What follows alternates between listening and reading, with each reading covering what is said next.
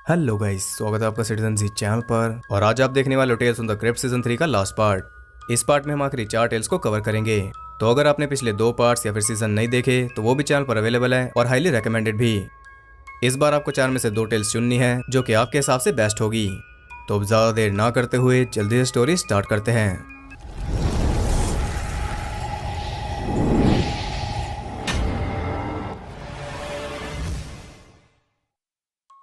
11 tell का नाम है स्प्लिट सेकंड। ये कहानी है लिज की, जो कि एक बार में वेट्रेस है और उसे अपना काम जरा भी पसंद नहीं। वो चाहती है कि वो एक अच्छी लाइफ जिए, जो कि अभी तो पॉसिबल नहीं। एक रात जब वो अपना काम कर रही थी तो एक आदमी उससे मिसबिहेव करता है। वो उसे काफी परेशान कर रहा था। तभी वहां पर आता है एक लंबा चौड़ा गुस्सैल आदमी, जो कि बंदूक दिखाकर उसे भगा देता है और कुछ इस तरह वो बन जाता है लिज का हीरो। इस आदमी का नाम है स्टीव डिक्सन। जितना पसंद वो लिज को आया था उतनी ही पसंद उसे लिज आई थी। पसंद इतनी ज्यादा मिल रही थी कि बिना कोई टाइम वेस्ट किए वो उसी रात शादी कर लेते हैं और अगली सुबह तक वो बन चुकी थी मिसेस डिक्सन।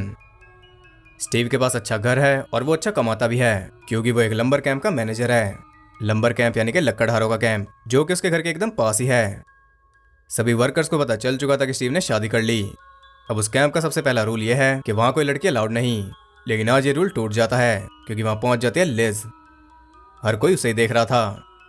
यहाँ स्टीव उसे डांट कर वापस भेज देता है और उसके जाने के बाद अपने वर्कर्स को भी समझा देता है कि कोई उसकी वाइफ पर नजर डालने की गलती ना करे, नहीं तो अंजाम बुरा होगा। वहां पर हर कोई लिज को जानता था, क्योंकि ऑफ कोर्स वो सब बार में जाते होंगे। वो सब लिज के बारे में ही बातें कर रहे थे, जिन्हें सुन लेता है स्टीव। और इसके बाद तो वो बेकाबू हो जाता है। अगर उसे रोका ना जाता तो वो एक आदमी को मार देता। अब लिज को भी स्टीव से चिढ़ होने लगी थी, क्योंकि वो काफी गुस्सैल है। 15 मिनट की मुलाकात में शादी करोगे तो ऐसा ही होगा। लिज ऐसे ही दिन काट रही थी, तभी एक दिन उसके घर आता है टेड नाम का एक लड़का, जिसे स्टीव के कैंप में जॉब चाहिए थी। लिज को वो पहली नजर में ही पसंद आ गया था, जैसे स्टीव आया था। अब स्टीव टेड के काम से काफी इंप्रेस था और लिज सिर्फ टेड से, इसलिए उसे जॉब मिल जाती है। अगले ही दिन वो उसे अपने घर बुलाती है किसी काम के बहाने, लेकिन इरादे उसके कुछ और ही थे। वो चाह रही थी कि टेड उसके जाल में फंस जाए, लेकिन ऐसा होता नहीं। टेड वहां से चला जाता है, लेकिन उसने एक गलती कर दी थी। उसका एक ग्लव वहीं पर रह गया था, जिसका यूज अप करेगी लिज। रात को टेड अपने 2 साथियों के साथ बार में बैठा था, तभी वहां पहुंच जाता है स्टीव उस ग्लव के साथ। वो श्योर नहीं था कि वो ग्लव किसका है, इसलिए टेड बच जाता है। लेकिन वो समझ चुका था कि अगर यहाँ रहेगा तो आज नहीं तो कल फंस ही जाएगा। इसलिए वो जाकर अपना सामान पैक कर रहा था कि तभी वहां पहुंच जाती है लिज। वो फिर से कोशिश करते हैं उसे फंसाने की, और इस बार वो फंस जाता है। लेकिन यही उसे नहीं करना था, क्योंकि लिज के पीछे पीछे वहां स्टीव भी पहुंच जाता है। और उसे देखकर लिज कहती है कि टेड मेरे साथ जबरदस्ती कर रहा है। इतना सुनते ही स्टीव ना तो इधर देखता है ना उधर, और सीधा टूट पड़ता है टेड पर। वो उसके सर पर इतने हमले करता है कि उसकी आंखों की रोशनी चली जाती है। ये सब उसके साथियों को पसंद नहीं आया था, और वो सब स्टीव के बर्ताव से भी परेशान थे। इसलिए यहाँ वो ऐसा रास्ता निकालते हैं जिससे सभी के काम बन जाएं। पहले तो वो स्टीव को किडनैप कर लेते हैं। इसके बाद वो टेड के हाथों कुछ लॉक्स कटवा रहे थे, और टेड को इसमें मजा भी आ रहा था। लेकिन मजा तो भी बढ़ने वाला है, क्योंकि लॉक के साथ अब कट रहा है स्टीव। वो स्टीव को 4 टुकड़ों में काट देता है, और अब बारी आई थी अगले लॉक की, यानी कि लिज की। कुछ इस तरह उन सब ने अपनी समस्या को हल कर लिया, और इसी के साथ ये टेल भी एंड हो जाती है। तो आपने देखा कि कैसे एक फैसले ने इतने लोगों की लाइफ को अफेक्ट कर दिया, जिसमें कि फैसला लेने वालों की लाइफ तो रही ही नहीं। तो ये थी 11 टेल। 12 टेल का नाम है डेडलाइन। ये कहानी है चार्ल्स नाम के रिपोर्टर की, जिसका करियर अल्कोहल ने बर्बाद कर दिया। उसकी लाइफ एकदम ऊपर से नीचे आ चुकी है, फिर भी वो सुधरना नहीं चाहता। अभी भी वो बार में बैठा है, और बार में उसे दिखती है एक लड़की, जिसका नाम था विकी। वो उससे बातचीत करता है, और चार्ल्स को वो काफी स्पेशल लगी थी। शायद उसे प्यार हो गया था। विकी को देखकर उसे एहसास हुआ कि उसे अल्कोहल छोड़कर अपनी लाइफ पर ध्यान देना चाहिए, तभी तो वो आगे बढ़ पाएगा। यही सोच लेकर अगले ही दिन वो जाता है अपने पुराने ऑफिस में। वो मैनेजर से अपनी जॉब वापस मांग रहा था, लेकिन मैनेजर को भी पता था कि अब वो किसी काम का नहीं, तभी तो उसे जॉब से निकाला गया था।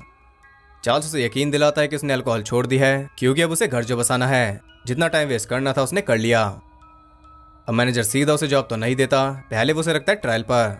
अगर चार्ल्स को जॉब चाहिए तो उसे कोई खतरनाक सी न्यूज लानी होगी, जैसे कि कोई मर्डर। विकी से तो वो रोज मिल ही रहा था, इसलिए वो उसे भी ये गुड न्यूज सुना देता है। लेकिन उसे कुछ खास फर्क नहीं पड़ता। उसे देखकर ऐसा लग ही नहीं रहा कि वो चार्ल्स के घर बसाने वाली बातों में इंटरेस्टेड है। हालांकि चार्ल्स की इंस्पिरेशन वही है। अगले दिन वो पूरे जी जान से काम पर लग चुका था। न्यूज निकालना उसके लिए कोई बड़ी बात नहीं थी, अपने टाइम में वो व्यस्त था। वो सभी पुराने कॉन्टैक्ट्स को कॉल करता है ताकि उसे कुछ मसालेदार मिल जाए, लेकिन कोई भी उसे कुछ भी नहीं बता रहा। सब उसे भूल गए, और ये उसने एक्सपेक्ट नहीं किया था। ऐसे ही सुबह से शाम हो जाती है, लेकिन उसे कुछ भी नहीं मिलता। मर्डर तो दूर, उसे चोरी की भी न्यूज नहीं मिली। अब वो काफी परेशान हो चुका था और परेशानी कम करने के लिए उसके पास एक ही दवाई थी। वो सीधा जाता है बार में, लेकिन क्योंकि बार का ओनर उसकी भलाई चाहता था, इसलिए वो उसे अल्कोहल नहीं देता। तब थक हार कर वो जाता है एक रेस्टोरेंट में। वहां का ओनर अपनी वाइफ के साथ अंदर लड़ रहा था और उनकी सारी बातें सुन रहा था चार्ल्स। अचानक से वाइफ के चिल्लाने की आवाज आती है और उसके बाद सब कुछ शांत हो गया था। चार्ल्स समझ गया था कि कुछ तो गड़बड़ है। वो खुद को रोक नहीं पाता और सीधा पहुंच जाता है अंदर। अंदर जाकर वो देखता है कि उस आदमी ने अपनी वाइफ का गला घोटकर उसे मार डाला। अभी काफी अनफॉर्चुनेट था, लेकिन चार्ल्स के लिए तो ये वही न्यूज थी जिसे वो सुबह से ढूंढ रहा था। ये खुद ही चलकर उसके पास आ गई। वो उस आदमी का बयान लेता है ताकि और भी मसाला छापा जा सके। इसके बाद वो पुलिस बुलाने के बजाय फोन करता है अपने ऑफिस में, लेकिन तभी वो देखता है कि वो औरत अभी भी जिंदा थी। यानी कि इतनी मुश्किल से मिली स्टोरी भी अब उसके हाथ से जाने वाली थी। वो पास जाकर चेक करता है तो उसके होश उड़ जाते हैं। वो औरत थी विकी, जिससे वो प्यार करता है। अब यहां से सब कुछ बिखरता हुआ दिख रहा था, ये स्टोरी भी और उसकी लाइफ भी। तब उसे आता है एक आइडिया। वो खुद ही उसका गला घोटकर उसे मार देता है, क्योंकि सजा तो उसके हस्बैंड को ही होगी और चार्ल्स की लाइफ बन जाएगी इतनी बड़ी स्टोरी छापकर। इसी सब को ध्यान में रखते हुए उसने इस काम को अंजाम दिया, लेकिन दिमाग चलाने में थोड़ी कमी रह गई, क्योंकि स्टोरी के साथ साथ छप गए थे उसके हाथ विकी के गले पर। इसलिए अब बाकी लाइफ उसे गुजारनी होगी जेल में। इसी के साथ ये टेल भी एंड हो जाती है। चार्ल्स को अपनी लाइफ बनाने का मकसद मिला था विकी से, और आखिर में उसे ही मारकर वो अपनी लाइफ बना रहा था, जिसमें वो कामयाब नहीं हो पाया। इतना बड़ा क्राइम करते हुए उसने नेगेटिव्स के बारे में एक बार भी नहीं सोचा। उसके दिमाग में बस पॉजिटिव बातें चल रही थी। काश इतना पॉजिटिव वो किसी अच्छे काम में भी होता। तो ये थी 12 टेल। 13 टेल का नाम है स्पॉइल्ड।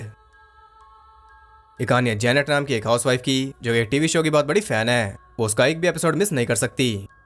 जेनेट के हस्बैंड का नाम है लियोन और वो एक डॉक्टर है। वो एक दुनिया हिला देने वाला एक्सपेरिमेंट कर रहा है, इसलिए उसके पास जरा भी टाइम नहीं होता। जैसे जेनेट अपना शो मिस नहीं कर सकती, वैसे वो भी अपना काम मिस नहीं कर सकता। घर में ही वो एक रैबिट के ऊपर टेस्ट कर रहा है। उसे यकीन है कि जल्दी वो सक्सेसफुल हो जाएगा, लेकिन जेनेट इस सबसे बिल्कुल भी खुश नहीं, क्योंकि लियोन के पास उसके लिए टाइम ही नहीं। उसका एकमात्र सहारा है वो टीवी शो। एक दिन जब वो अपना शो देख रही थी तो अचानक टीवी सिग्नल चला जाता है और वो उसकी एंडिंग को मिस कर देती है, जो कि उसे बर्दाश्त नहीं था। अब टाइम आ चुका था केबल लगवाने का। अगले ही दिन वो केबल लगवाती है और केबल लगाने आया था एबल। इसी बीच उन दोनों में काफी बातें होती हैं, जिससे वो दोनों ही एक दूसरे की तरफ अट्रैक्ट हो रहे थे। खैर एबल वहां से चला जाता है और अब जेनेट अपना शो अच्छे से एंजॉय कर रही थी। ऐसे ही कुछ दिन बीत जाते हैं और लियोन अभी भी अपने काम में बिजी था। जेनेट को पता ही नहीं चलता कि कब वो घर आता है और कब जाता है, क्योंकि घर में उसका सिर्फ एक ही ठिकाना था, उसकी लैब, जहां पर वो अपना एक्सपेरिमेंट कर रहा था। ऐसे ही कुछ और दिन बीत जाते हैं और एक दिन उनके घर आता है एबल उनकी केबल चेक करने। यहाँ से इन दोनों के बीच अफेयर शुरू हो जाता है और वो रोज ही मिलने लगे थे और लियोन इस बात से अनजान था। लेकिन एक दिन फाइनली उसका एक्सपेरिमेंट कामयाब हो जाता है और वो बड़ी खुशी के साथ अपनी लैब से निकला था जेनेट को ये बताने के लिए, लेकिन यहाँ वो उन दोनों को देख लेता है। वो काफी दुखी हुआ था और उसे समझ नहीं आ रहा कि वो क्या करे। तब उसे ध्यान आता है कि उसे इंसानों पर भी तो एक्सपेरिमेंट करना है और इसके लिए वो दोनों बेस्ट कैंडिडेट होंगे। उन दोनों को बेहोश करके वो ले आता है अपनी लैब में और शुरू कर देता है अपना एक्सपेरिमेंट। उसका एक्सपेरिमेंट इंसानों पर भी कामयाब रहा था। 15 दिन बाद उन दोनों को होश आता है और दोनों ही एकदम परफेक्ट कंडीशन में थे। बस एक प्रॉब्लम थी, दोनों की बॉडीज बदल चुकी थी। वो दोनों बन चुके थे मेडिकल हिस्ट्री। इसी के साथ ये टेल हो जाती है एंड।